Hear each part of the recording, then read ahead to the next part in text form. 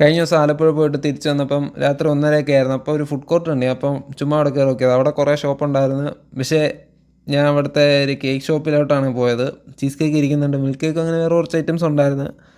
ഞാൻ cheese cake favourite ആയതുകൊണ്ട് ഒന്നും നോക്കിയില്ല, അത് തന്നെ മേടിച്ച്. 160 രൂപയാണ് ഇത്.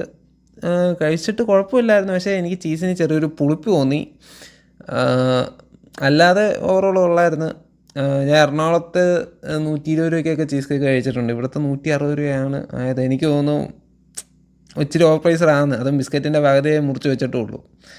എനിക്ക് ഇച്ചിരി ഓവർ പ്രൈസ്ഡായിട്ടാണ് എനിക്ക് ഫീൽ ചെയ്തത്. പിന്നെ കുഴപ്പമില്ല, നിങ്ങൾ അവിടെയൊക്കെ പോകുന്നുണ്ട്, നിങ്ങൾക്ക് ചീസ് കേക്ക് കഴിക്കാൻ താല്പര്യമുണ്ടെങ്കിൽ നിങ്ങൾ എന്തായാലും ഒന്ന് ട്രൈ ചെയ്ത് നോക്കുക.